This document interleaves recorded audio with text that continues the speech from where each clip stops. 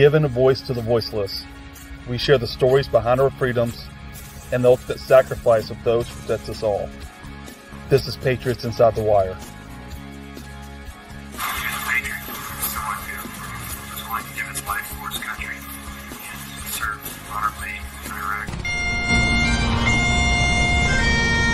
Beautiful thing to see the family and friends come together and honor his life and his service to our country.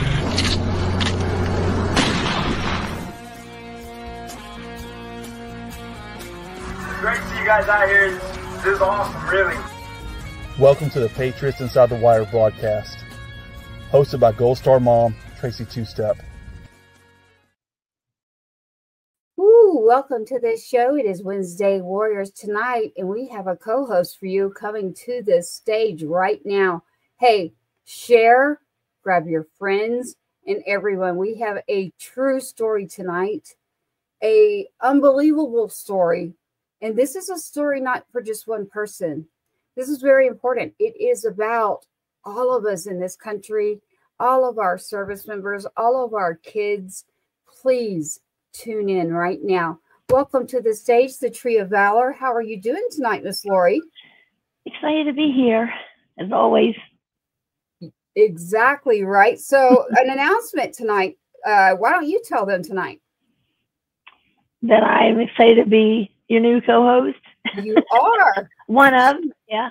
She is. So, we have Miss Lori, especially when we're doing our military music tribute and uncovering our good humanitarian show. And so our guest tonight is actually not just a guest. She's actually one of the original co-hosts of Patriots Inside the Wire. And soon she will be coming back for a surprise with some other things we have working. And the word is tribe, everybody. Tribe. So catch on, because we're moving like a freight train. Right, Lori? It's so good to see you. Yes. So we've got comments flooding in already. So welcome. Please share. We are about to get right into it. Oh, thank you, Trish. Please share this and get this out. We're going to give you a true story right now. Linda, I see you. I see each one of you. Oh, my goodness. I can't wait for you to hear this. I cannot wait, because it is not one story. It is everybody's story, Lori. Right? It's such an important story, too. I could jump tonight and be like, hey, we're going to the inauguration. We're doing this and we're doing that. And I'm like, nope. People first. Let's go. I'll see Miss Amber there, Tree of Valor, our other co-host. Amber, share. Amber will share the heck out of it. And she is a dedicated. I say let's bring up our guest, Miss Heather Baker. PB2, Caleb Smithers' mother. SmittyCheck is the word of the night. Mrs. Heather Baker is a Gold Star mother, everybody, and we'll get into a little bit more about that. But here she is. Welcome to the show, Miss Heather Baker. How are you? So awesome. I'm so excited to be here. And I love how you said this is everyone's story. It is. It is. Like, it's true. Really sweet, because it started like, imagine this 19-year-old kid. I mean, all of our heroes have been there, and I would say probably many of our Blue Star mothers, exactly, for that moment of like, oh my God, it's my hero.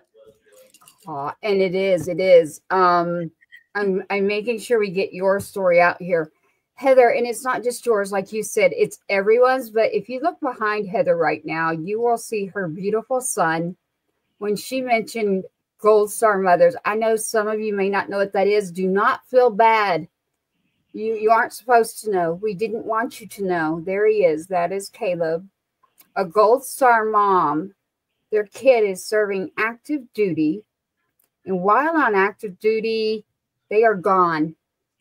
And you don't need to tell me an explanation after that. Number one, 2 words, active duty, and he's no longer here, and he should be. That's right. And now I'm going to let Heather jump over into this, and Lori. So Heather, we've got a lot of news here and a true story about the fight of a mama bear, the roar that it takes, and the journey from the very beginning. I know, I see some of you definitely know that in the very beginning, you're exactly right. Heather and I have been, you're correct. We have worked together on many, many, many projects, and this is not a project. This Mainly is just feeling like accepted by a community. Like oh my God, like the need to feel accepted and nurtured and loved by a community.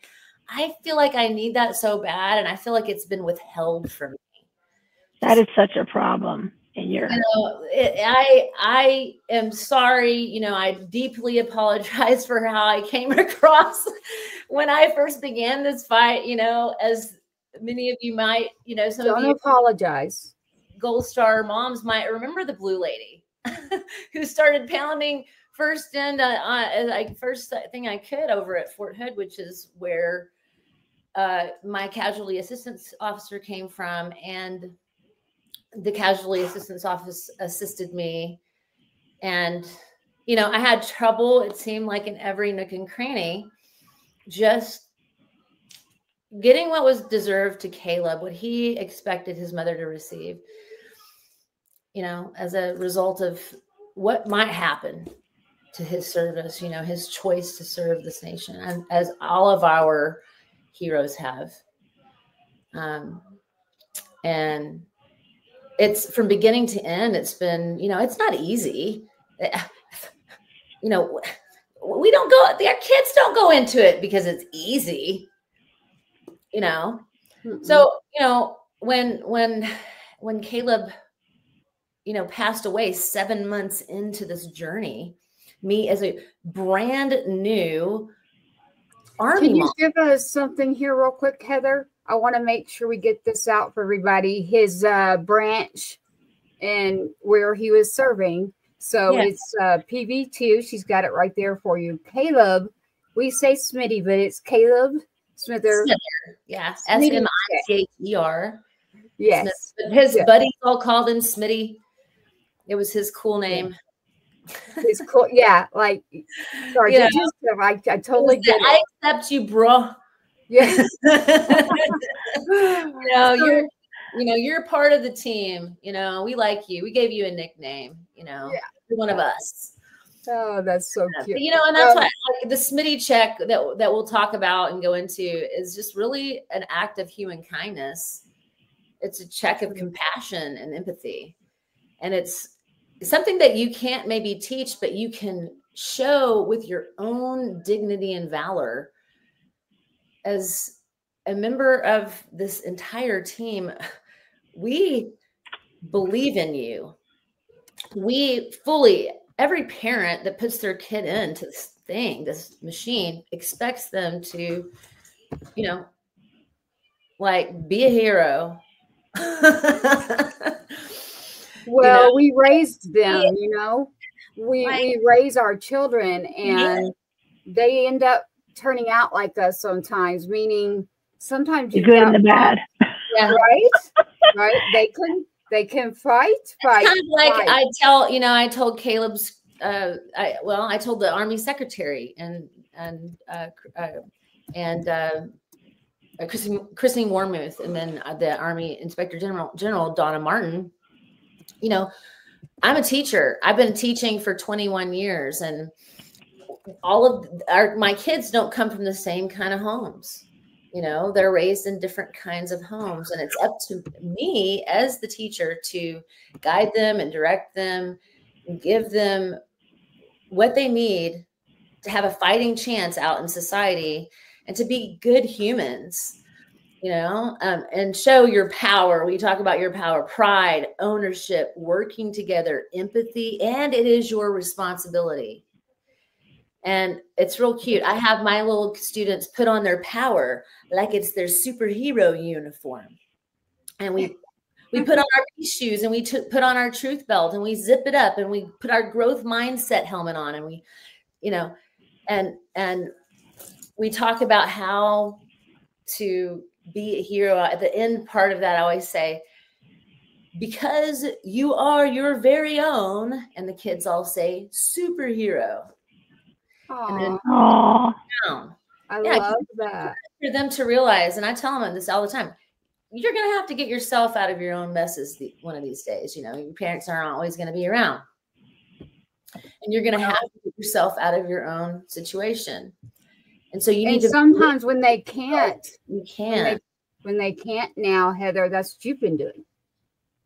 Because as they get older, sometimes they can't. Something happens. And then we step in as mothers or families. I do want to. And that's why siblings, I was just so brand new at being this mom in the military and this Army mom. I was just reaching out to some of the Facebook pages and saying, hello from Lubbock, Texas. I'm Heather Baker. I'm Caleb Smithers' mom. You know, whatever you. We're all dying to hear this story. They want to hear the story. I am too. Yes. Just because you only have so much time, and I don't want us to miss any of this. Yeah. I want to get to them. Heather, he joined the military with pride and passion, and he was serving, and it was 7 months.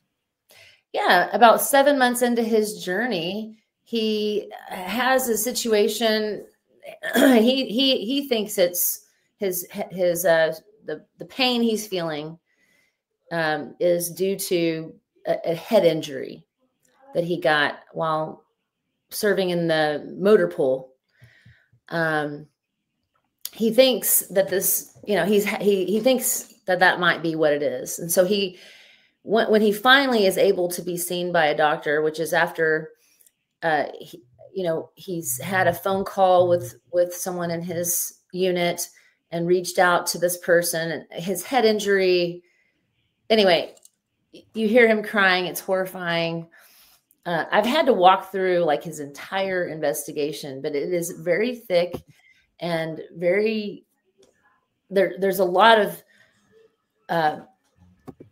misstatements and things that don't match up, for someone that has been educated, or, like, it's just like on just like basic common sense, it's like red flags everywhere. But yeah, like, so you were seeing red flags at what point? On this trackline vehicle. And so this was like maybe a week or so before, as we've discovered later. But at the time, I didn't know what was going on. I knew that he'd hit his head, but that's all I'd been really told. And so, you finally get your the CID investigation. You finally get the autopsy report and things like that, and you start piecing things together. And what I had to do was investigate my own son's death and get down to, the meat and heart of it all, and ask questions that weren't being asked. And, there were gag orders, not to talk to me, tell me details about the case. But the fact of the matter is that Caleb hit his head, and he was experiencing some pain sometime later, and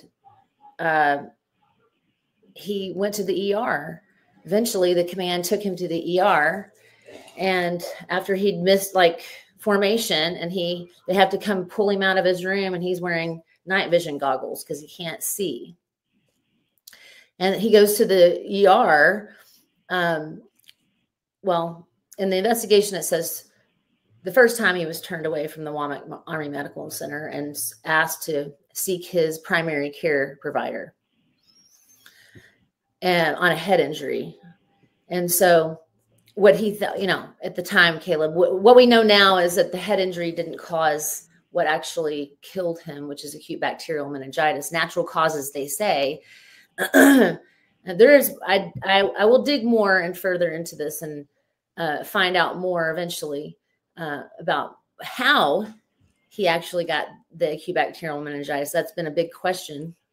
So the head injury being a red herring is what it's said in the investigation, and that it didn't have anything to do with his death at all, but yet no prophylactic was needed on base for any of the other service members who had been taking Caleb to the hospital, to the ER, and, you know, putting cold towels on his face. You know, there was a young lady who finally, she came over after he had made this phone call, I believe on the 13th of January. And she, you know, she didn't need any kind of medication because it took them months to find out what it was that killed Caleb. And so nobody else experienced these situations. So nobody else got, in other words, nobody else got acute bacterial meningitis. So how did he get that? We're still trying to figure that one out, but I think we're on the right path. Well, it's not that. So I'm a truth teller, so I'll say it, Heather. I can't say it, but I have a pretty good idea and know what's going on. But anyway. But we're going to give you more. So clue in here, everybody. We're getting there. So he's brand new. He's been in the Army only 7 months, and he's been at Fort Bragg, his first and final duty station, for 7 weeks and 4 days. The command in the investigation, the CID investigation, his roommate is spraying Febreze. And by the way, he was in his room. And the reason I know when the last day Caleb, you know, there's so many questions about when was the last day anybody saw Caleb. Well, nobody opened his phone. Nobody got his phone records. There was an affidavit, but then. So wait. So we're missing part of the story though. So okay. He gets sick. Yes. Right. And then you go to Febreze. There has to be something between there. I'm sorry. He gets sick. And yes, ma'am, he gets sick. Like, I know the stories, but I want to make sure everybody else. Yes, ma'am. Thank you for holding me accountable to the line here. So he goes to the ER a total of 3 times, I believe, but they say 2. Okay. So he finally goes to the ER, and he gets medical care, but it is not the basic standard of care. He's throwing up, in water. He can't keep water down. So they should have kept him. They should have kept him. Yeah. He's, as we found out later, after I finally got his real medical documents through FOIA, right, Heather? I had to go through Congress to get push on it.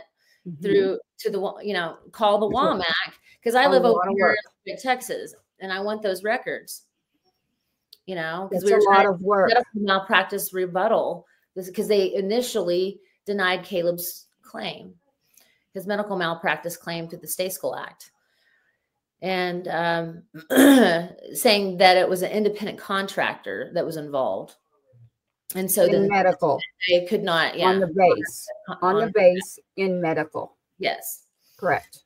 Okay. Back to Caleb went to the ER twice, and that they will agree to, they will fess up to, or that they want to share the medical records with me.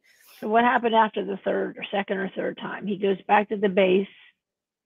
Yes, ma'am. He goes back to his room, and he enters his room at like 10:58 in the morning.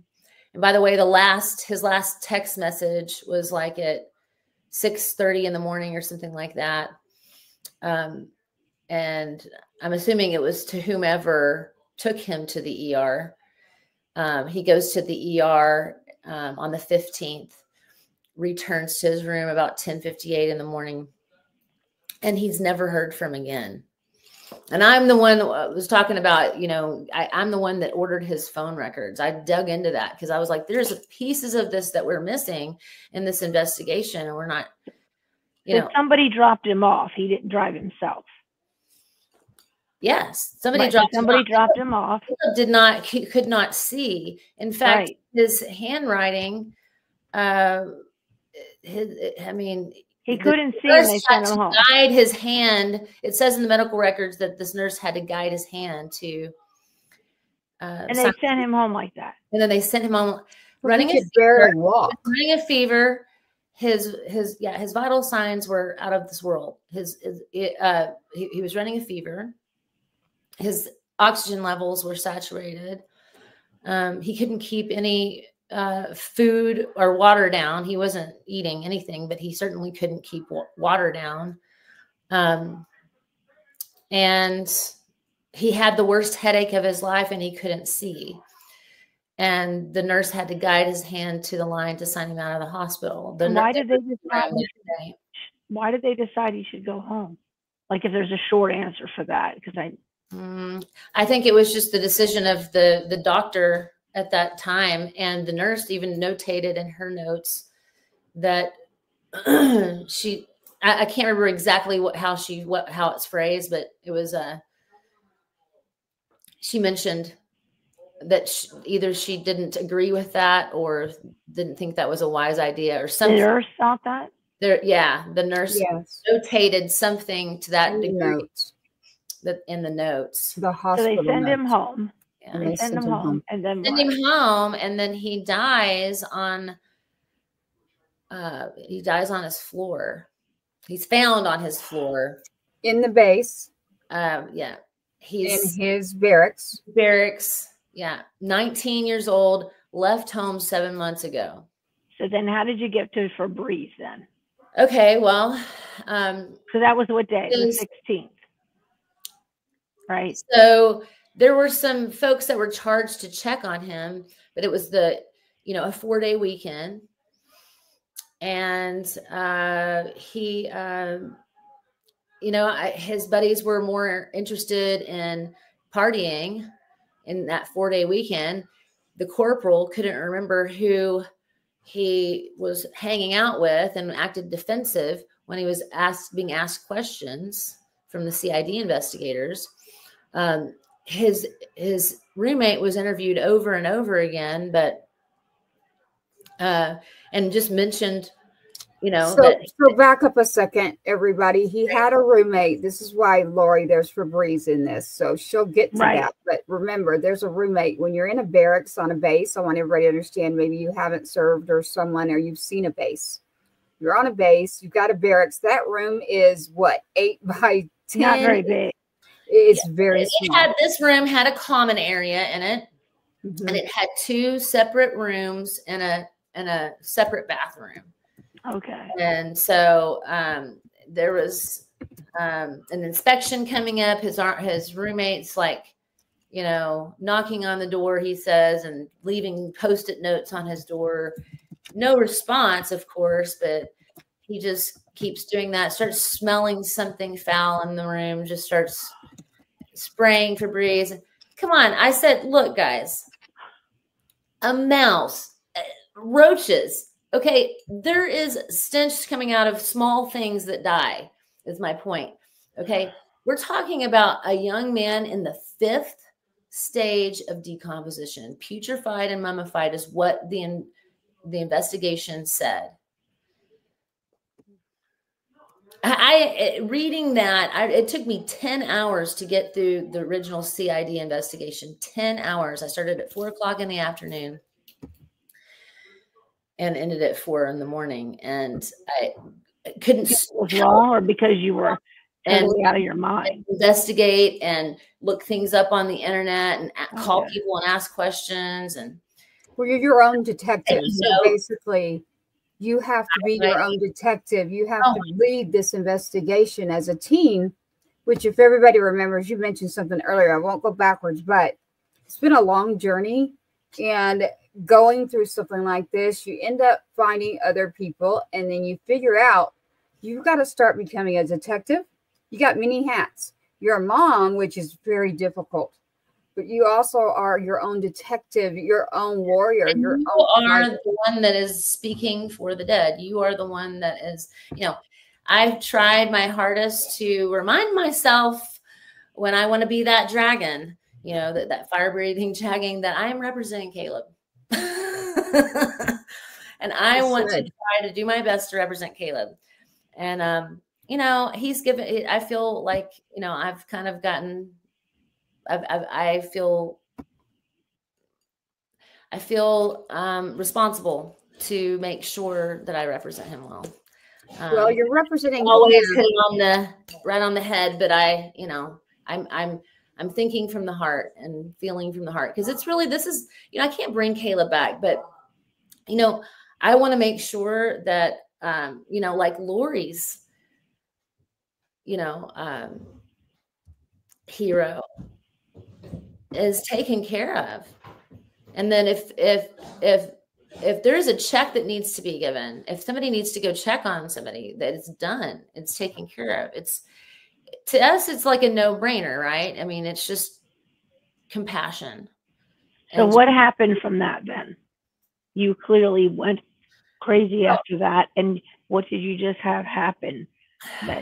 Well, I mean, I wouldn't say, I don't know. I mean, she went into warrior mode. I don't know. Like, we all would. Here's the deal: is I kept myself from going crazy by going into warrior mode and putting my boots on the ground, getting up every morning, working out, taking one day at a time, one moment at a time, giving myself the space I needed to really do this thing the right way, because, and I had to realize that I'm an educator, that I needed to educate on what was going on. But I had to raise kind of holy hell in a way, to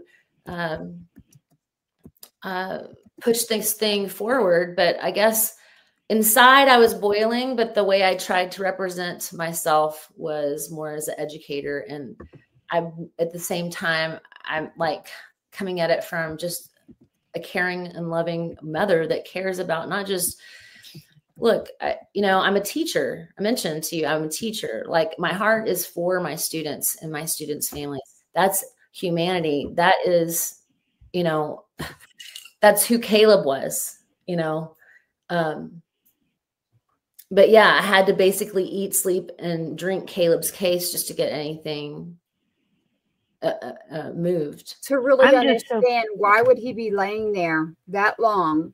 No one is checking up.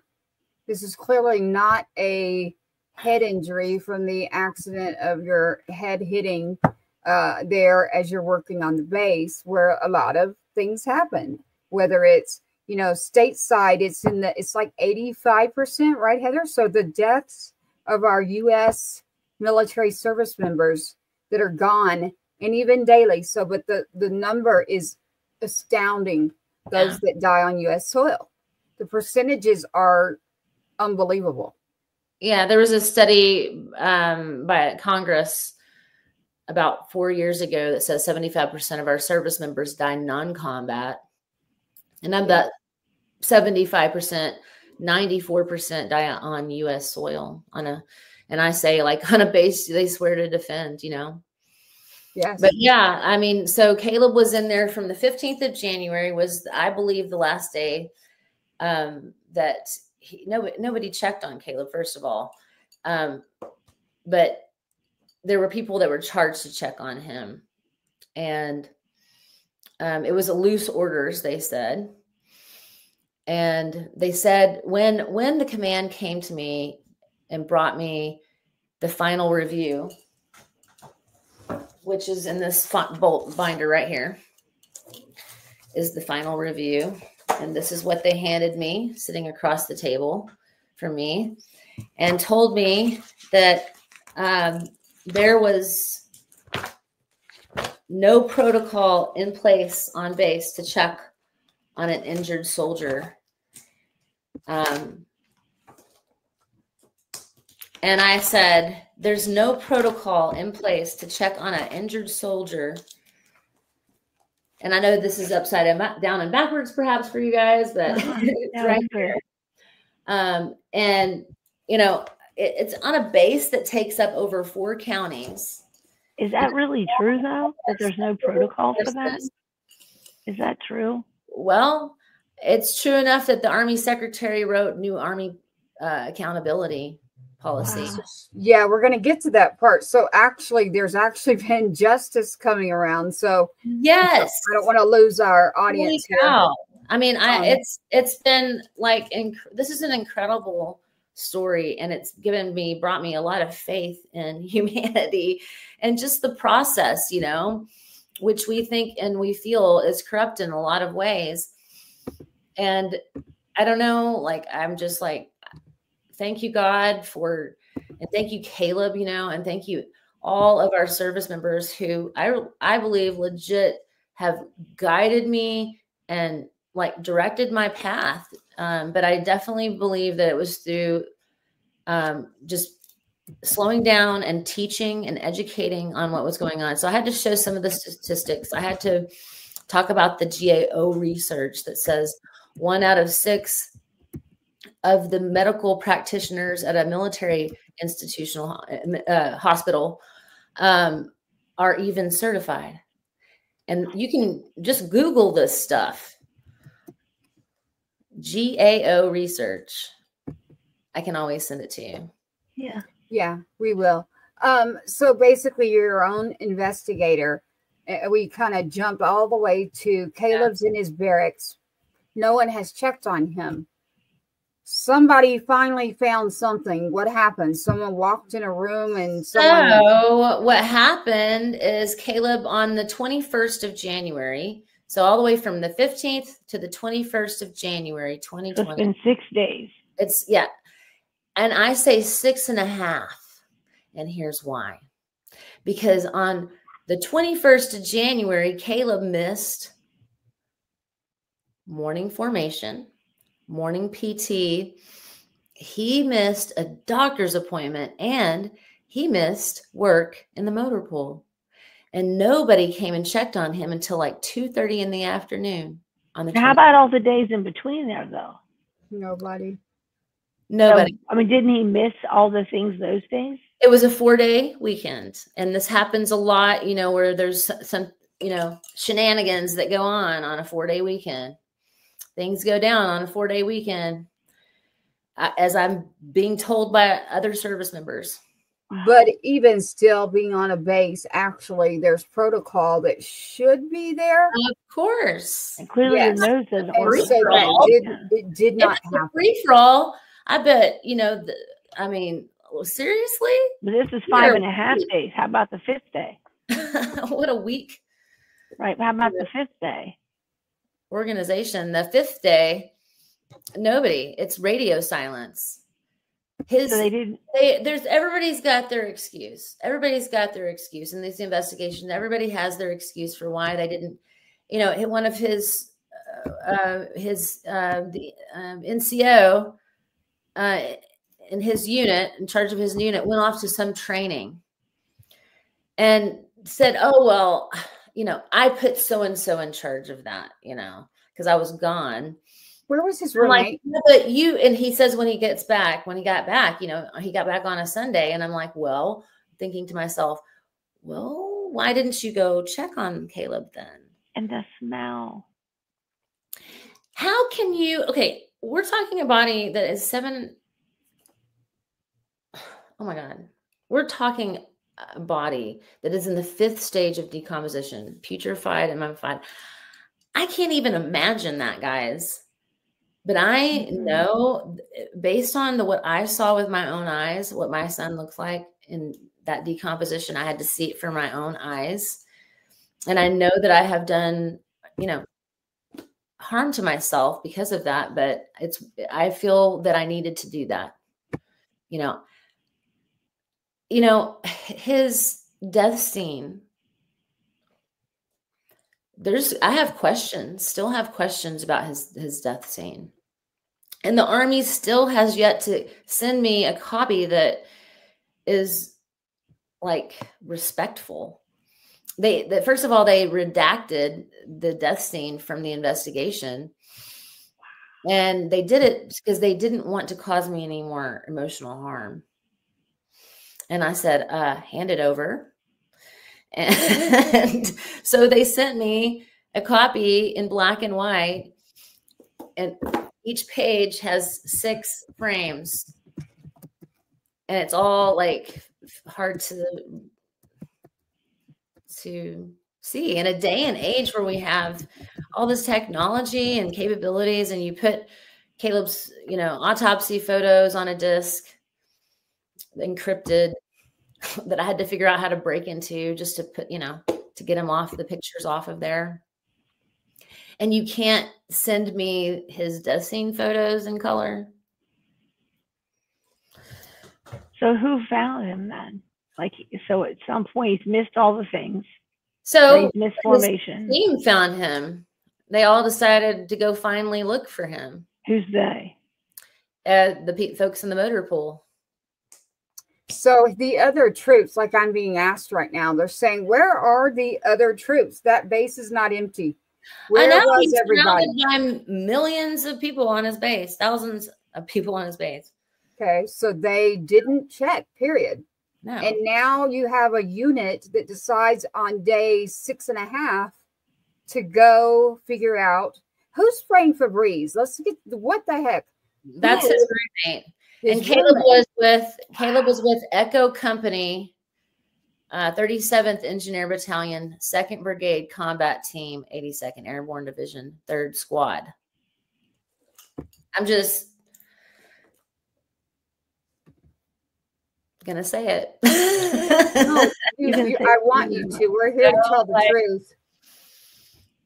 And, in the reopened investigation, and I'm so grateful for, here's the deal. It took so much effort to even be heard at this level. I was like, popping my little pop guns up in the air from Texas, trying to be heard. Thank God for Jody Arrington, my congressman, for Ted Cruz and Cornyn, who have helped me to be heard by the Army Secretary and Inspector General. And I know there's other families that also have walked the same path and have gotten, to this point as well. So I'm not trying to say, hey, I'm the only one here. No, this is about you tonight. This is your show. So actually we're focusing on Caleb. I appreciate everyone's journey, because this is a Leviathan, that we need to kind of hit at all different angles and show the holes so that we can tighten up the ship.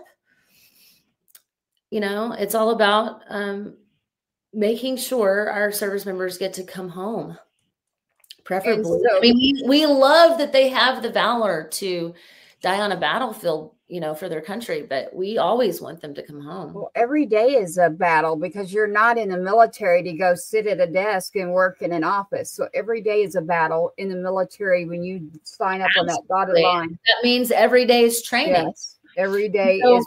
If these guys are going to leave a soldier behind to this degree, what does that say about the military, the health of the military itself? What does it say about what is happening in other units? I know there's lots of another, leadership situations. We know there's toxic, abusive leadership here and there. We know that there are lazy commands. And we found one of them, shirking responsibility. They're tasked to check on somebody and they don't, they're chilling and hanging with their buddies, And Heather, I know a lot of it, so I'm going to ask something, and if you can't answer it, it's fine. So Caleb should still be here, number one. He did not die because he hit his head. It is not a meningitis situation. Does everybody remember? I'm just going to use the word vaccine. My own child serving was loaded up with 1 million vaccines to go serve in Iraq. I've never seen him so sick. Literally. Wow. That's something. Yes. And I'm pointing that out for a reason. Because Caleb happened to get a lot of his vaccines as well, just as all of our service members do. Yeah. So the timing is very interesting to me. Mm-hmm. Sure is interesting to me. Yeah, he did have some vaccines that he took several days before he started experiencing symptoms. So I don't know what all that is about, but I'll say it because I know it. When I read the investigation, when I read the the autopsy report from the doctor, and it talks like it talks about a specific type of bacteria. And then I see things in some of the photos that are just like confusing. Some of the autopsy photos and some of the death scene photos are just, they're gruesome to the core, but it just, like, his room is a disaster. You know, to me, that shows how much how bad he was feeling, you know, because it's ship shape, you know, over in those situations. Supposed to be, is anyone checking in? What's happening?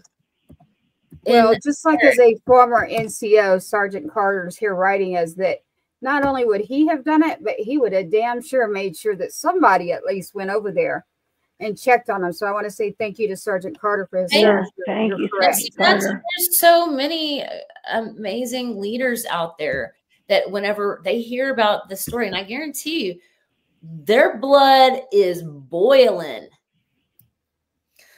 No, and they're so disappointed. I'm sure that. Yeah. I mean, we commend you, honestly, honey. That you, I'm just going to say it for all of us. We commend you that you are still here yourself. Oh, God. That is a terrible, terrible story. I mean, almost unbelievable. I mean, we believe it because you're telling us, and we know you wouldn't lie about it. And here we are. That is just sick. Here we are on the 15th of January, 2025. Today. Oh. Yeah. I'm glad you pointed that out, but it's, this is what dates right now are hard. Believe that Caleb died. Wow. You know, and I know, like, people are like, why isn't she crying? Hey, you know what? I have compartmentalized so much of my grief. I don't know if you feel that way sometimes, Tracy, like where you compartmentalize things so that you can barrel through something, get through it, you know. You have to. I mean, dates are coming up. I have a date coming up February 1st, and I can tell you right now that I'm full of anxiety. That's the same day we buried Caleb. I know. That is crazy to me. That every time, that is just so crazy to me. You know, I've heard people say it's been, not to make today worse, I mean, tomorrow worse than today, but actually other guests you've had on here have said I've read where they've said on their, you know, in their Facebook post that the next day almost feels worse. Like the day after the anniversary, because it's the day you realize, shit, it really did happen. Well, leading up to a date like that, Heather, is that what we're saying? I'll say for Tracy, leading up to February 1st, right now, it starts about 2 weeks. Actually, it starts way before, but I kind of crumble a little bit 2 weeks before, and I hold my breath, and I'm praying to get to February 2nd. That's me. And now I do know the majority do say that leading up to a date is the stress is just a lot of trauma, and you go through trauma in your body, and it's a very toxic thing. Now, Heather, you took that and you decided to make yourself a detective, an attorney, a private eye, a researcher, to understand laws in Congress. Our congressional candidate there, Jody Arrington, we want to definitely say thank you to him. We also have an attorney involved who has been incredible, helping with Heather along the way. And we have to say thank you to those who do come along the way and say, you know what? She's not screaming for no reason. There is something here that's not right. And it's not, the puzzle is not fitting. There's pieces missing. And so the pieces missing, I've kind of pointed it out here because, again, I'm the truth teller. And you are too, but you're in a position as the mom right now. You're used to being able to be a host or something, but you're in a seat right now where you're talking about your child. So that's very difficult. So trying to fill in those holes for you too means you've been fighting. They found Caleb's body. And did any of those individuals that found his body, what did they do? Did anybody freak out and say, this is not okay? What the heck? Why is this happening? I mean, I think that they all definitely had guilt written all over their face whenever I showed up on base for the memorial. And I made friends with them all. And I went and thanked every single one of them and said, thank you so much for whatever you did to help my son, Caleb, become a better soldier. And I made some of them cry and shake in their boots.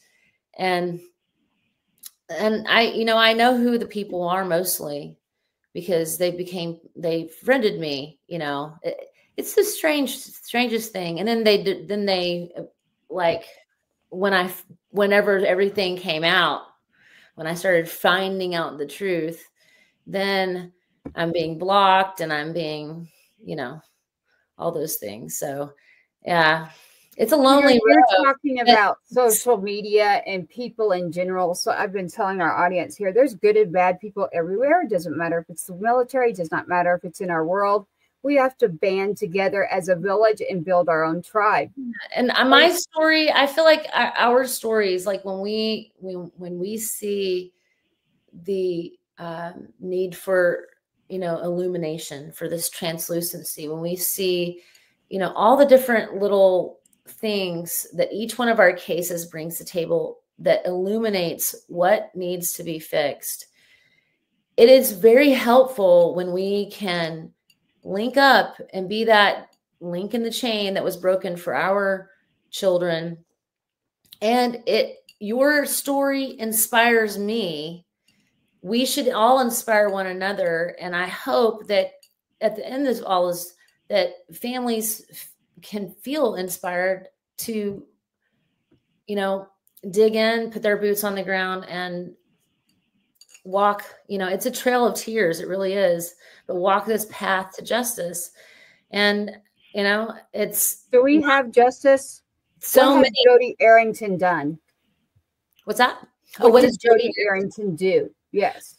Man, that man has been so great. He's so great to veterans, but he's been extremely amazing to our family. He called me like at 10 o'clock at night, the second after this, after the first day that I had learned Caleb had passed away.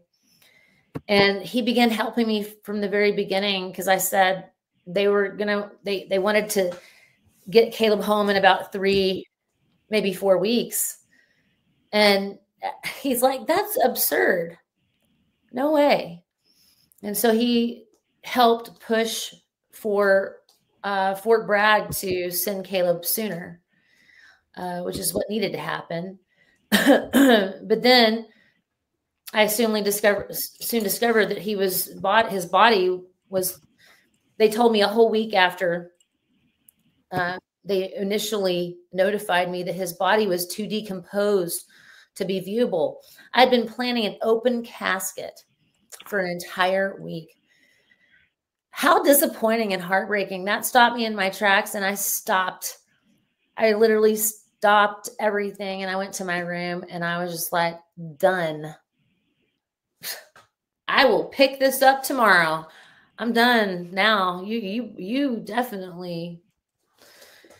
I'm down for the Shattered. I started seeing the red flags like literally right away. I mean, I had to call Caleb's colonel myself from the very beginning. It had been 48 hours and he still had not contacted me. It'd been over 48 hours. Wow. So I started calling the base, and I was like, hey, yada, yada, yada. Can I please speak to this person or that person? My son just passed away on your bed, and had to start inquiring from that end, from just the basic line into Fort Bragg. And finally the word got around, and, I held the colonel accountable right then and there when he finally called me. I pulled about 10 people into a small room that I was in and just was like, listen to this. Help me listen to this. And I was like, Colonel, you know that you should just, you should have called me sooner. How were you not screaming? I mean, freaking out. She's done that. I would have been ripping the light pictures off the wall. I didn't want people to think I was crazy. So I was trying to be really reasonable about my upsetness.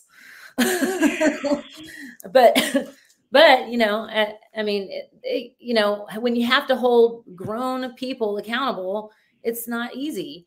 And I mean, that wasn't the first person I had to speak to, like, you know, like that. His second investigator on his CID investigation, you know, was shutting Caleb's case down, even though there was, you know, in the military justice itself says that negligent homicide, you know, is punishable. And they were closing his case. And I was like, you haven't even opened his phone. And here I'm like, I have his phone records and I know the last day. Because I was like, when was the last day Caleb was ever heard from? Because we would have these conversations on the phone. Me prodding him for information, all my questions, and him trying to gaslight me. So Heather, so you know, it's hard because we're talking about your actual child. It's your son. We've had to go through the period where now you've discovered you cannot see him in a closed casket. You have broken down. You have screamed. I'll say that for you. Fast forward to Jody Arrington and getting into Congress has been an uphill battle. However, I'm glad because we end up finding people along the way who say, you know what? I know that things are really bad right now, and I do not judge. Number one. Number two, let's figure out how to get some answers and accountability. Now you've gotten Jody Arrington, and something's happened recently. So yeah, I mean, I had to wait. You know, like I said, it's the trail of tears. We all had to wait this thing out as we started learning more about what was going on in Caleb's case. Then Jody could think about what it is that he wants to do to help us. Even like, what can he even do? And then what could he even do to help the American people, like, or the veterans or our service members? Like what? And so we were able to discover a few little nooks and crannies that he could help us with. And one of those being in the State School Act itself, in the National Defense Authorization Act, we just were able to pass, not just through Jody Arrington, but it all started with him. Cornyn and Cruz both, you know, supported and helped us through the Senate and get this Private Smither Act passed, which basically just says you have to notify the family if there's been an independent contractor involved in your service members' care at a hospital, military hospital. Is this actually passed? That's what passed. Okay, say it again. Say the name again. It's called it's the Private Smither Act. Okay. And what will this do? Well, it allows families to know, to have the translucency to know if there is an independent contractor involved when they've had a service member that has passed away or received ill care, insufficient care from a medical practitioner at a military hospital. If they're an independent contractor, what happened with Caleb is that we weren't notified, and the statute of limitations, you know, ran out on anything that we could do in the world to get justice, to get this doctor from, first of all, practicing, or at least have some sort of they need to be responsible. Yes, held responsible for this death.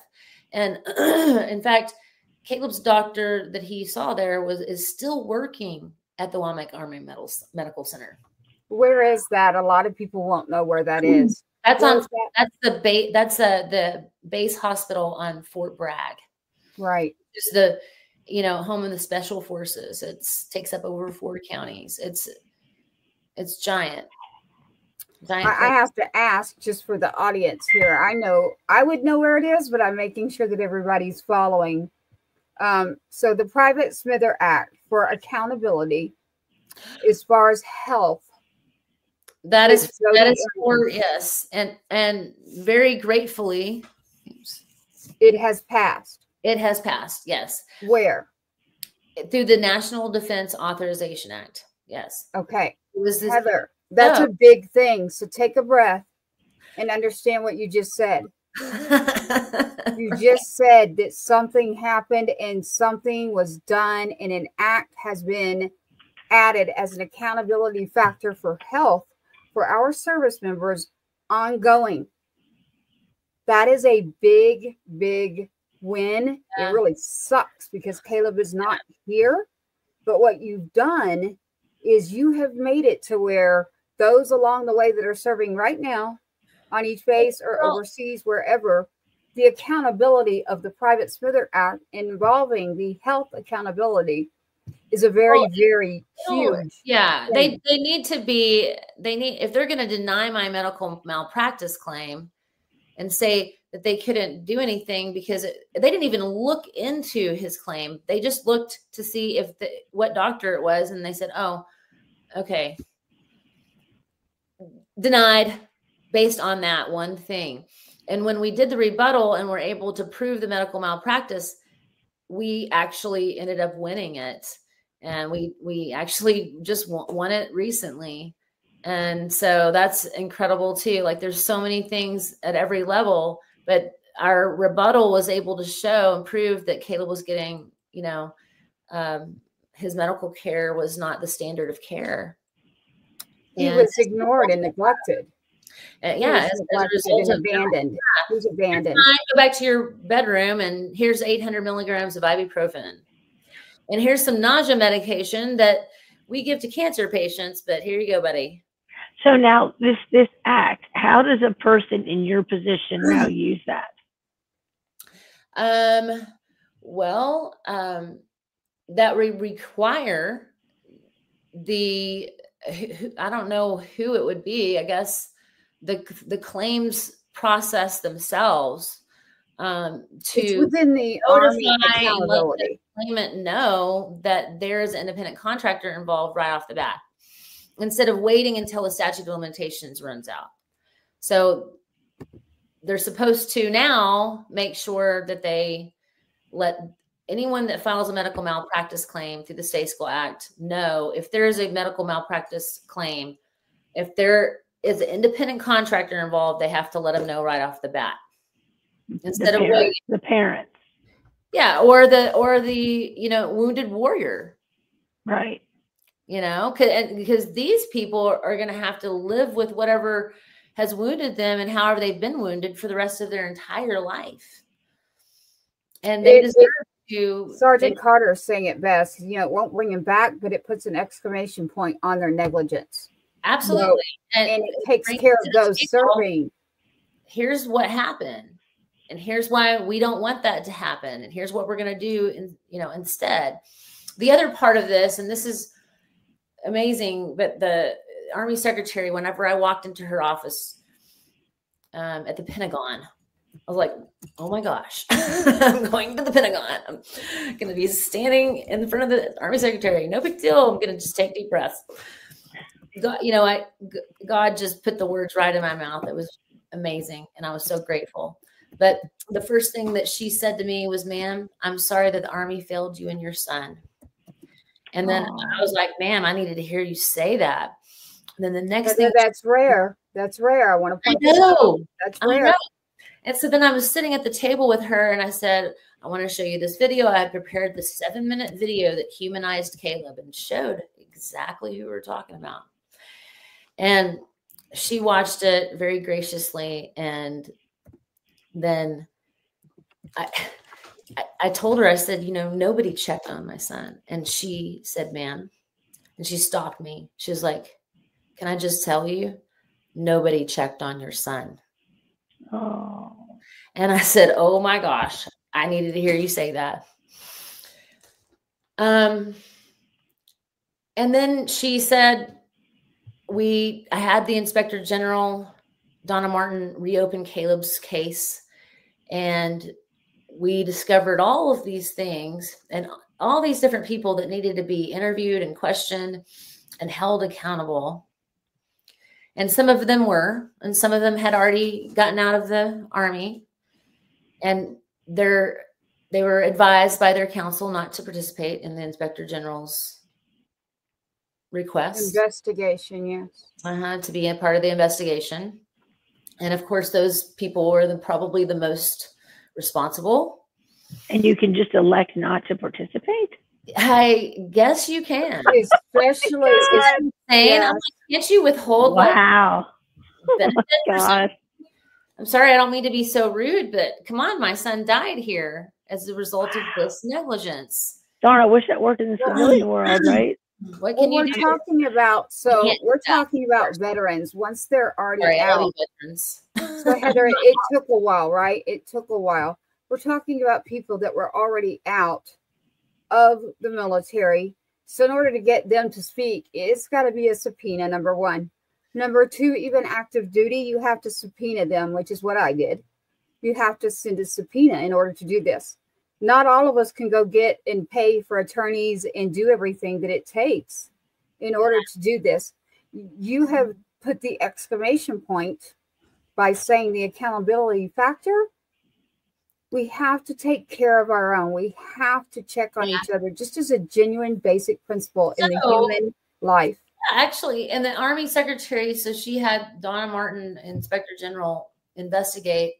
And the recommendation was to create a new Army policy and also to take care of some of these people that needed to be reprimanded.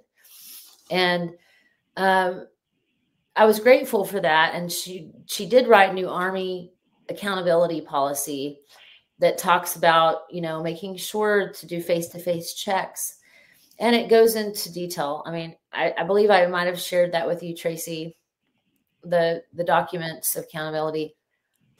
I have them on my Facebook page.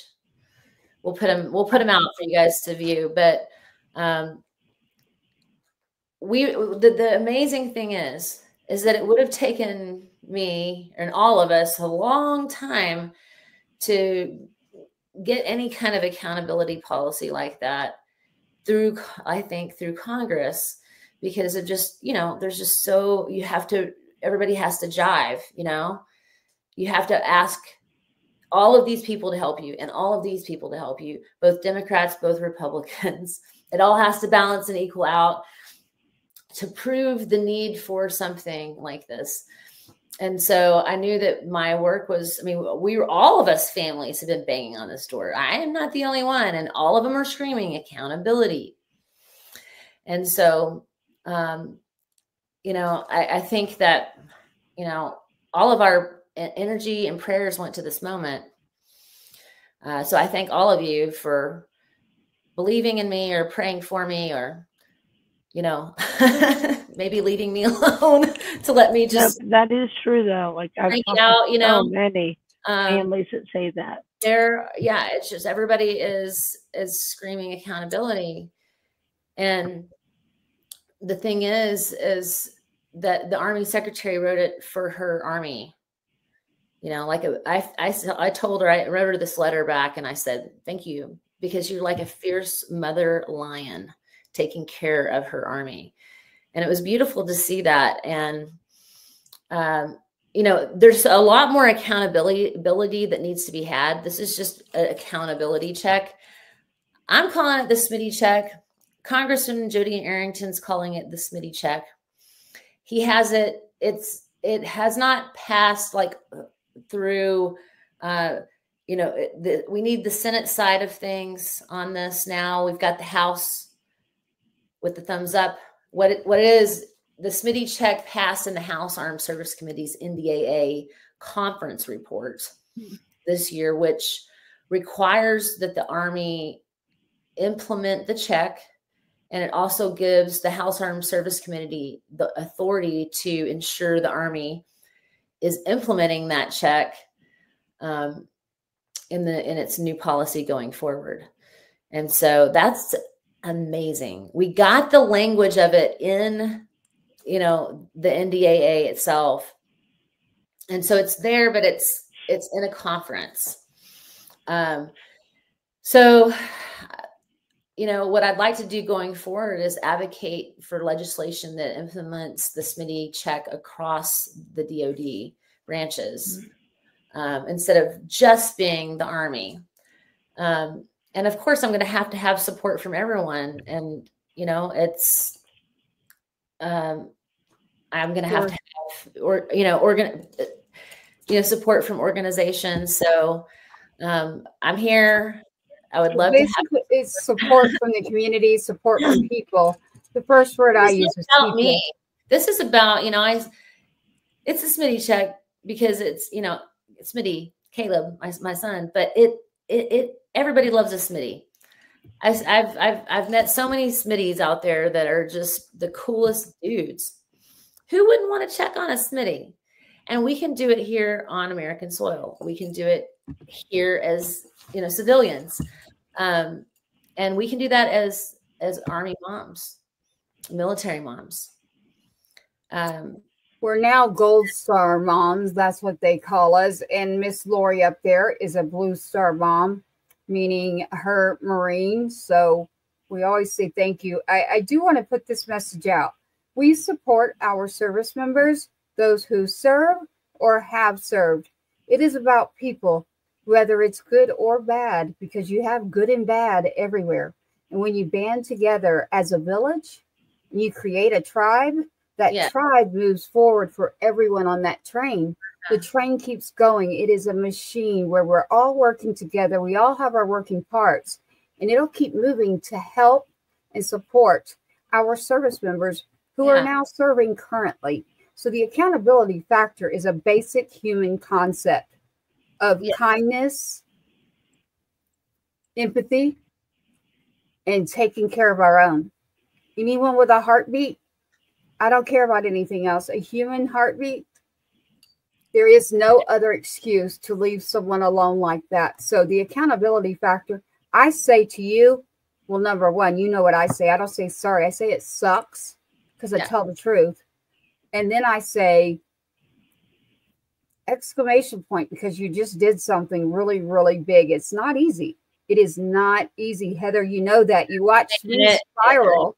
I'm telling you, right.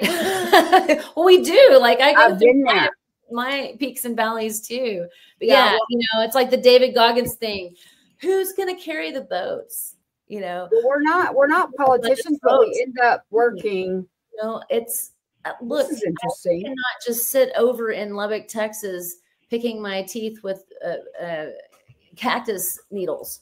You know, I had to get over there, boots on the ground, and try to do something to save the ship that, you know, it's burning, you know. Heather, I got a message for you and I liked it. So in NCO Creed, have you read that? Here it is. Oh my Carter, the NCO Creed, my two basic responsibilities will always be uppermost in my mind, accomplishment of my mission and the welfare of my soldiers.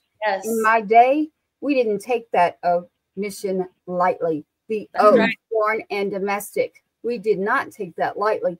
Thank you for that, sir. Yes, and I have spoken about the creeds over and over and over again. Caleb died by the same creeds that he swore to defend, and that he was chanting to me nonstop and singing the airborne songs. And he was 19, full of the spit and vinegar, you know, like he was ready to go, and he was excited about being a member of a team. And he looked up to the people that he called his heroes, his commanding officers.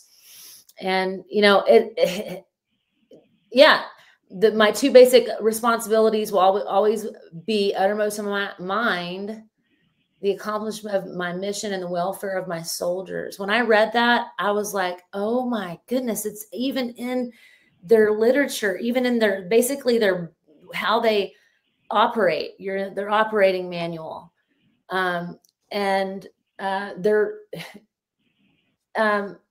mean, if you're going into battle or, you know, I mean, and that's a fierce thing, you know, that's a strong, deep commitment. The same notions are uttered in the Paratroopers Creed, you know, and it says that I will never fail a fellow comrade by shirking any duty or training and fighting as a team. And Caleb, like I said, devoted his life to the creeds that ultimately failed him. But he loved wearing that uniform, and he didn't even want to take it off, not even when he could. Wow. And he would wash the dishes and do the laundry when he was home for hometown recruiting, just for a blip between his airborne training and going to Fort Bragg, his first and final duty station. He, stayed over here with me for about maybe 4 days. Went to my school and did hometown recruiting with his recruiter. In my class, I'm an art teacher, so I teach the whole school. So all day long, we shipped in every grade level, and he talked to the whole school. And he's created memories of those kids, and they'll always remember. And we did Christmas cards for soldiers, and we were a member of the team, and we were trying to help grow the team. And he had just a beautiful spirit, but it's no different than any of our other amazing service members, and their families. You guys, like I mentioned at the beginning of this broadcast, the spirit of our kids at that age, that 19-year age, it's pretty beautiful and amazing to watch. I know it takes a lot to get a kid through high school. You're not old enough to drink, but you can go in, you can serve, and you can go overseas. You can do all of these things. As we all have our different journeys. I'm going to say journeys. We all have our different paths. However, to me, we are not different. That's like saying in the world today, not military, just in general in the world, no person over here is better than the other. Are you going to try to tell me that we can get away with this in one area of our lives and in the world, but in the real world, you can't do this? I don't care if you're red, yellow, blue. I do not care about anything. You cannot do this. You cannot put a human over another and say, I am better than you. And you know what? I don't care. Go away. I'm going to throw you away. And when it's all said and done, if they keep getting away with all these cover-ups, they're creating a culture of it. And I just see it as if this is the best you can do for Caleb, it's the best you can do for any of our service members. And, there's good ones out there. I do want to reiterate this to everyone out there, but we want you to know the stories that are not being told literally in mainstream, and they wouldn't be, because we are not trying to give you bad information about the military. We're just giving you a true story. I started out just loving and having, like I mentioned before, we were trying to build the team. I had so much love and compassion in it for the Army. I wanted to do my own service. But this has really spun me for a loop, and it's been hard to digest. And in so many ways, like being a Gold Star family, there's a lot of dimensions to that as well.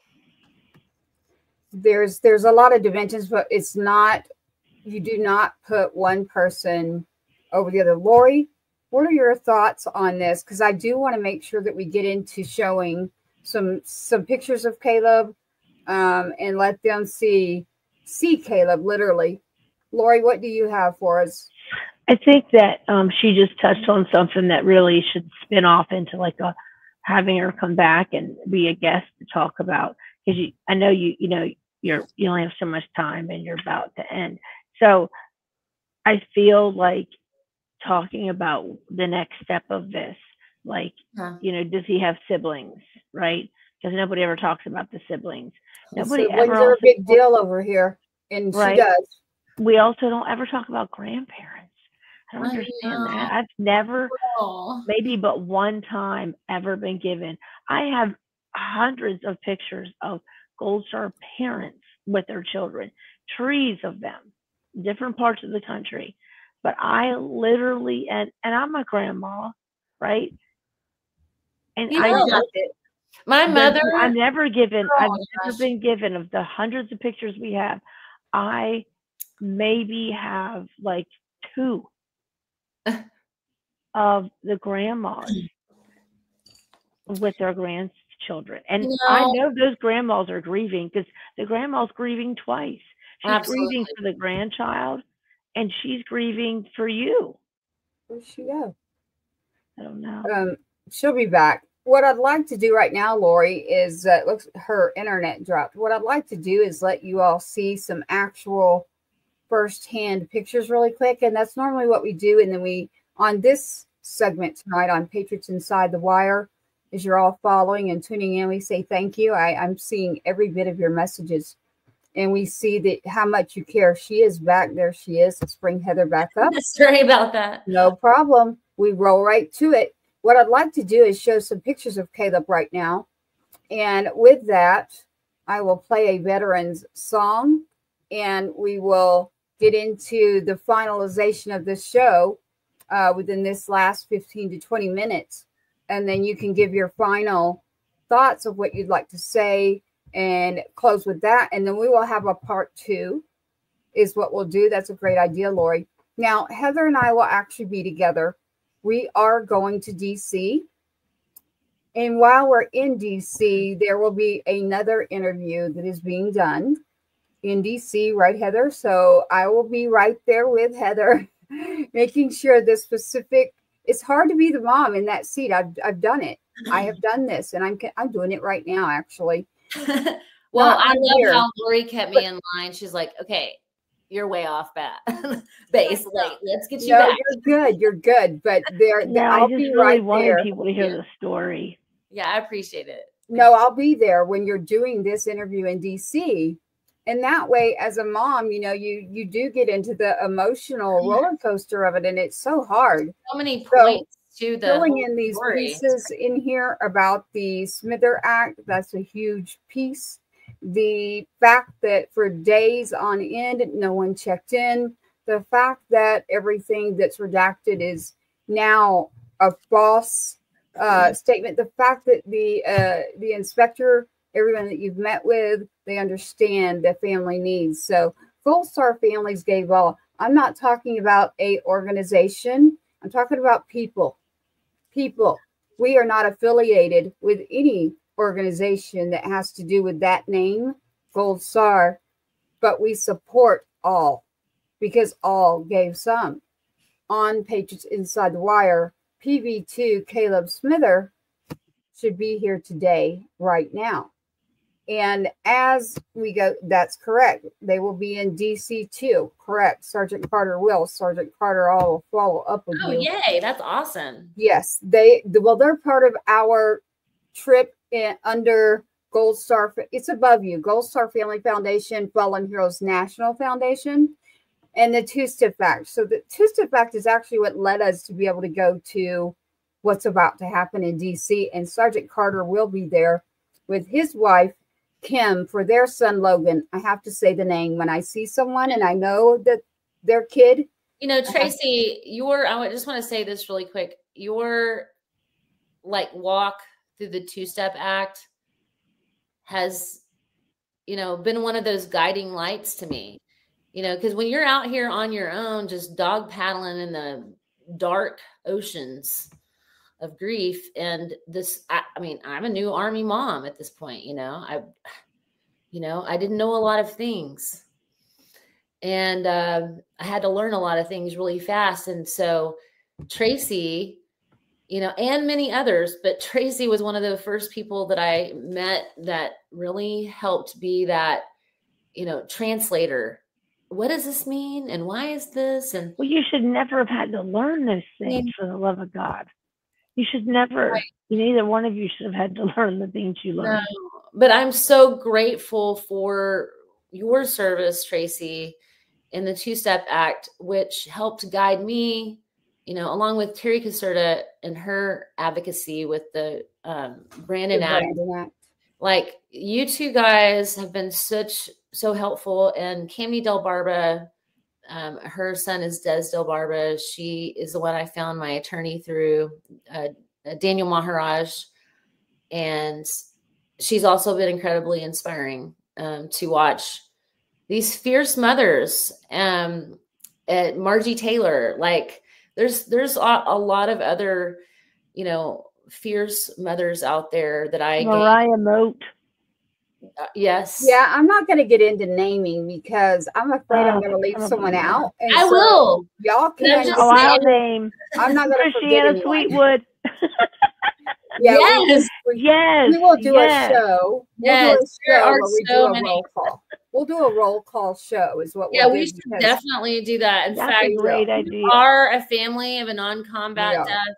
We would love to hear from you. Please message one of us and we'll start that roll call, man. Or those suicide moms who their kids are like, was it or wasn't it? Right? Don't let me get started on that. Saying their names is so important. Show too. So, and showing, like, if you're advocating, please let us know. We want to help you. We want to support you. I need to be inspired by you. And so please, please, please reach out to us. We want you to be part of our team.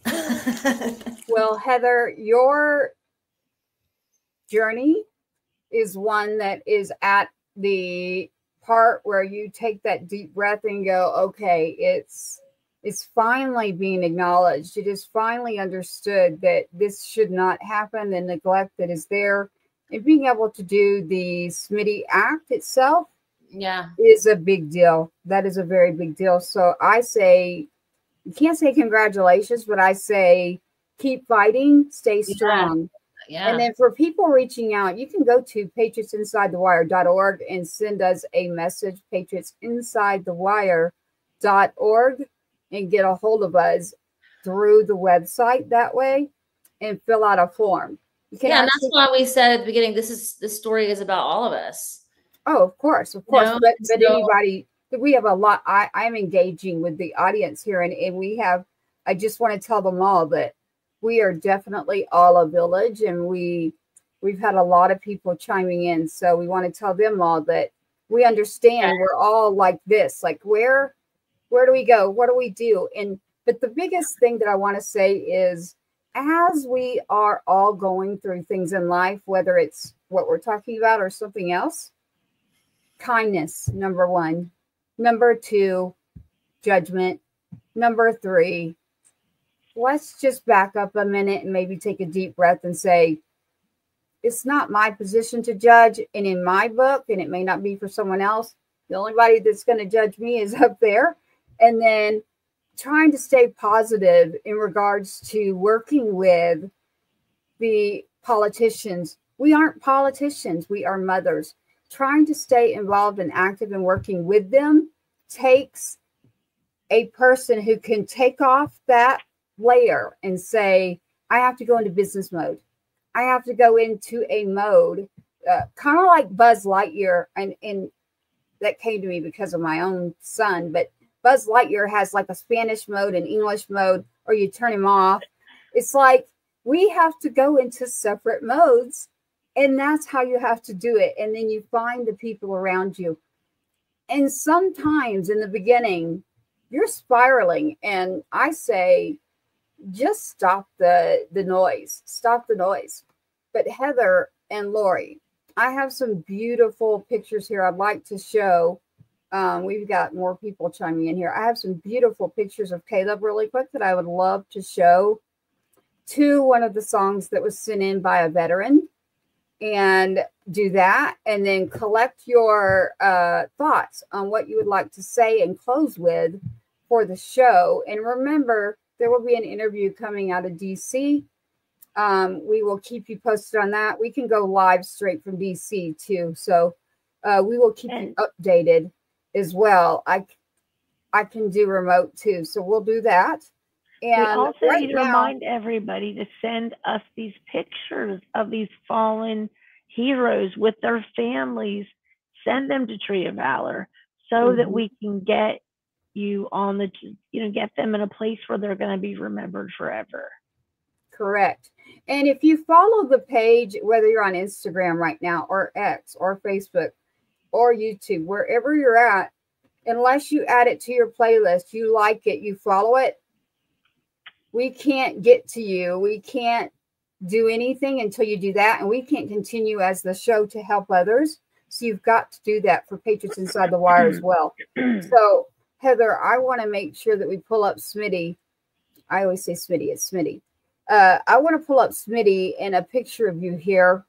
And I want to let everyone see Caleb. And so right now, Lori and Heather, here's what I'm going to do. I'm going to do that. Stand by.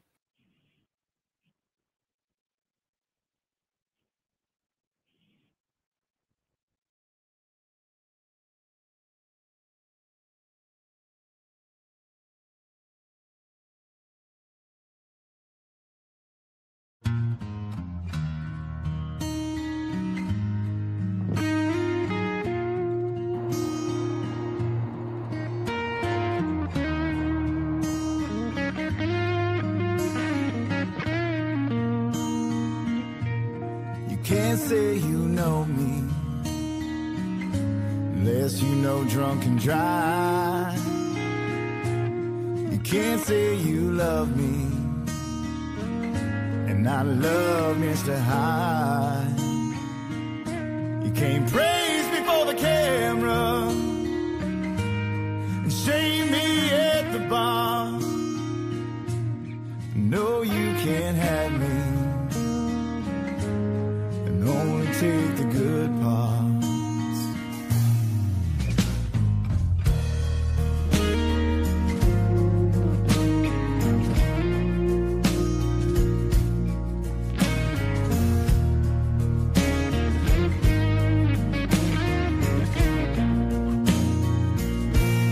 I know it's not easy,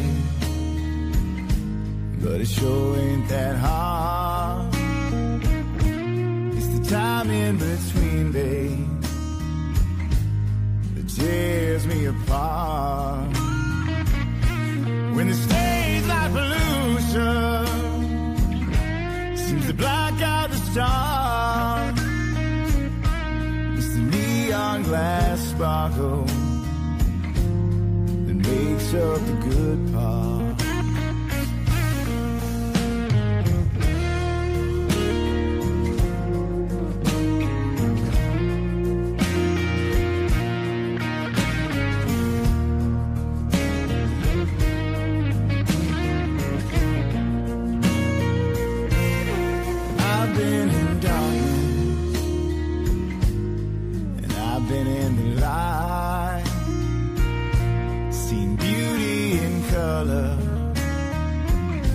While I live black and white, I've begged for forgiveness. Oh, I've poured out my heart, praying I make it long enough to see the good part.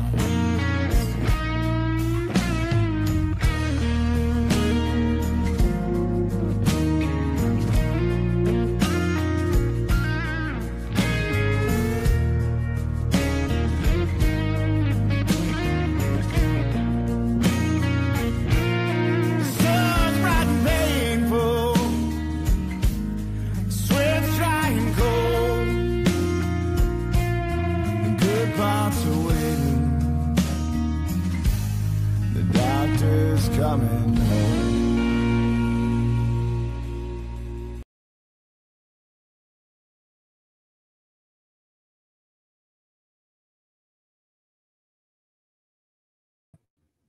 I took a moment of a deep breath silence for us after showing you that is Caleb Smither with his mother, Heather Baker, for PB2. Caleb, the SmittyCheck, hashtag SmittyCheck tonight on Patriots Inside the Wire. That music that you just heard is by our veteran who has supported Patriots Inside the Wire from day one, and that is actually Brooks Herring. Tonight it is Brooks Herring. Malachi could not be with us out of Nashville. So again, actually the interesting part is that is where he's from, is where Fort Bragg is. Someone pointed out to me that they loved that you said Fort Bragg, Heather. And that's why I was smiling at one point, everyone, when I shouldn't have been smiling, because I saw your message and I thought the exact same thing. I say Fort Bragg. Thank you. Well, here's the deal is that they're going to have to really prove to me that they're Fort Liberty. Thank you. I like that part. Lori, it has been great having you here as always as the co-host. Heather, I'll be seeing you very soon.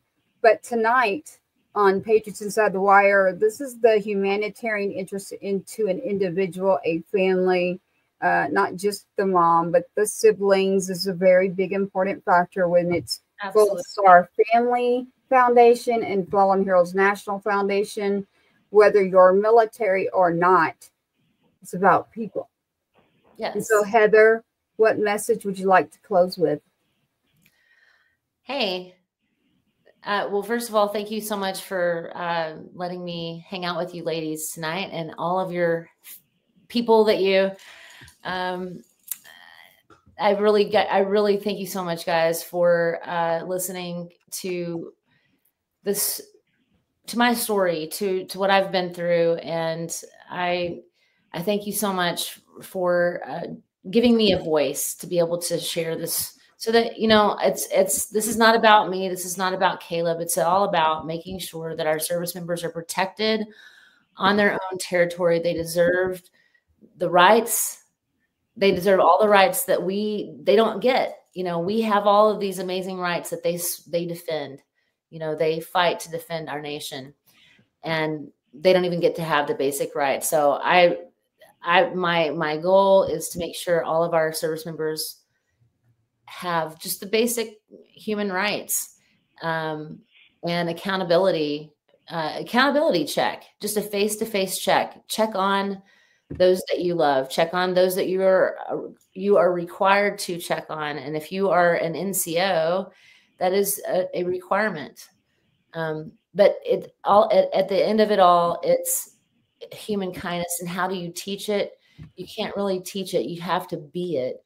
And that is what actually inspires those to shoot for the stars and be that person that everybody loves, and just check on somebody. Just take care of them. Take care of the people that take care of you. Who is protecting our protectors? Okay. Be a hero. Thank you. That's the best way to close that. So on Patriots Inside the Wire, we're glad that we were able to do this. I call it giving a voice to the voiceless. And I see every one of you, the families here. Yeah. Again, go to patriotsinsidethewire.org. There is a way that you can send us a message. Literally, you can go to Facebook, Instagram, anywhere you can think of right now in this digital era we live in, and find Patriots Inside the Wire, Gold Star Family Foundation, Fallen Heroes National Foundation, where it's not just about our military, and the Tree of Valor, who will be coordinating and partnering with Patriots Inside the Wire. Ironically, Heather is a part of Patriots Inside the Wire, so soon she will be back as well in regards to bringing you some information in our Tuesday tribe full of music and love and more going on with what is going on with the Tree of Valor at the gallery as well. So thank you tonight, Lori, from the Tree of Valor, our new co-host here on our Wednesday episode to get out these stories. And then Heather, it feels weird for me to say Heather Baker. Heather, PV2 Caleb, so they're the SmittyCheck, the mountain you just moved for the accountability for those who are serving. That mountain will not crush and abandon a service member and their family. And even if it's one person, you need to understand that you just saved and did the job that your son signed up to do. So you just did that exact thing. So I say that, and I say keep going. Do not apologize. And this is I can't wait to get the first save. I want to hear someone that did a SmittyCheck, and you have to put it in the middle of your life. I want to hear about it. Let's hear about them. If you have a SmittyCheck story, then please share it. Here's what I'll do real quick. Watch this. So stand by, Heather. Ready? You're going to do it. You do it. Hold on. What am I doing? SmittyCheck. There we go. You did it. Can I read something? Can I read Please. something? I think this is a great way to end this with what she did. Okay. And this actually is from a firefighter, which I think is so relevant right now. But he is from Burnsville, North Carolina. Oh, wow. And he's from the Burnsville Fire Station number 11. His name was Adrian. And he survived. But this is what he said. He said, all you've got is what you have done for people. When you're dead and gone, it's all you've got. You live your ministry, that's your life. What you do for others, how you help people, that is your funeral. When you're dead and gone, that's all you've got. It's what people see that you did. Yeah. There's really no point in having a funeral because you've already preached it. If you can help others that are less fortunate than you, then that's what you need to do.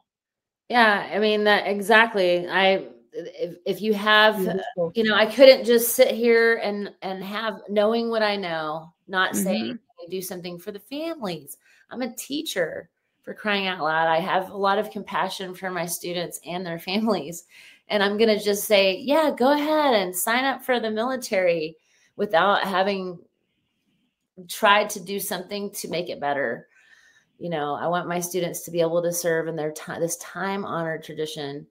And it gives me the chills. It's so beautiful. It can be so beautiful. And I want to just thank all of our service members that are serving right now. And we mothers love you so much that we're on here talking about things to make where you work better, because you are valuable and you deserve it.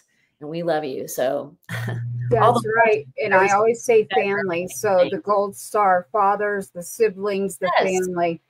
The siblings are a big, big part of our program. And so we will get out more about that later. But SmittyCheck, hashtag SmittyCheck tonight, everybody, with all of your messages.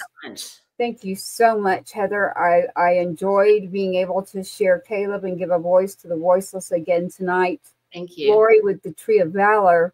We'll have more coming to you. That's beautiful. I think I should end this, Lori. I have something. And I do believe it fits. So let me look. I love what you do, Lori. She does a lot. Your son's picture is sitting right on the counter, but right on the desk, by the way. Oh my gosh. Well, what I have is, I'm going to leave it up to Lori. Lori, I have the one that you already have. But not your chair. Just do not your chair. It's always not your chair. Well, you haven't heard this one, and Heather has. Heather, you've heard I Got My Flag, and I think it fits Heather. Oh, yes. Yes, you do need to. Heather, do you have any tree pictures? Tracy. Girl. This song is amazing. You have to get them to me. I'm a one-man show, everybody. If you want to help, I welcome it. Come on. Yes. And Lori's going to be doing that. So I will have, I'm sure Amber now and you will make sure that it's all in here. So I Got My Flag. And then the Tree of Valor is taking these songs and giving you a look into what they do as well. So if you've paid attention to any of the shows, you're going to see all of this, literally. And what I'll do, Lori, is I'll make sure when we put this out, we have that clip as well. But we do have I Got My Flag, and I think it fits you, Heather. Here, instead of dragging, I don't want to go down. I want to up the tempo here. And what I want to do is do that because Heather's heard this one. And Lori, you can tune in and say where you want to put this one. Okay. Okay, you're the only one right now that can use them because I'm in the middle of publishing. Ooh. So, and then Heather's going to be working on that venture as well. So music is medicinal. It's the only way I can get through it. So, and then we'll be continuing our journey. So here we are. I'm going to get that for you, Lori. And is it thetreeofvalor.org, correct? Lori? Got it. Stand by. Yeah.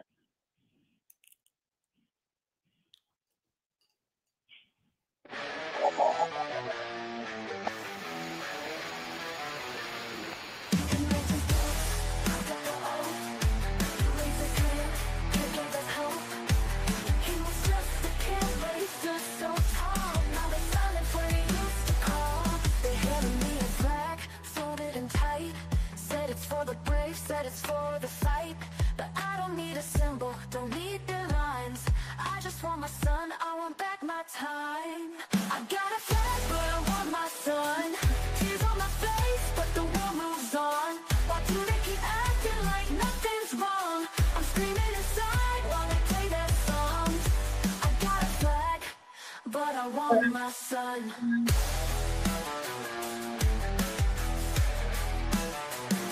The sky's still blue, but it feels so gray. Every step I take drifts further away. The boots he wore, now they just sit. I can't touch his face, can't handle it. He fought for a dream, for the red, white, and blue. But the cost of freedom, they never tell you. A mother's heart breaks, it'll never heal. While the world keeps turning like it's no big deal. I got a flag, but I want my son. Tears on my face, but the world moves on. Why do they keep acting like nothing's wrong? I'm screaming inside while they play their songs. I got a flag, but I want my son. That song. They don't see the face when they salute, don't feel the hole left in my roots. They talk about honor, they talk about pride, but who's gonna hold me when I cry at night?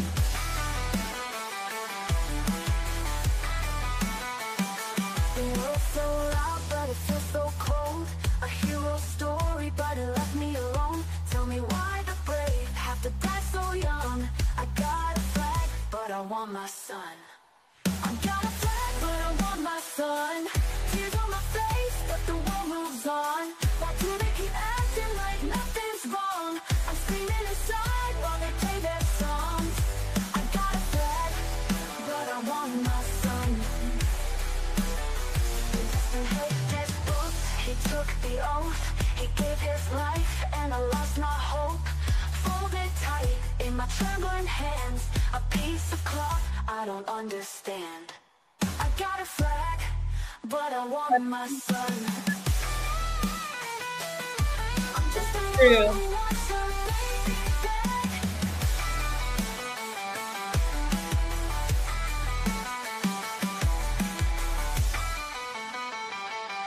I guess his boots, he took the oath.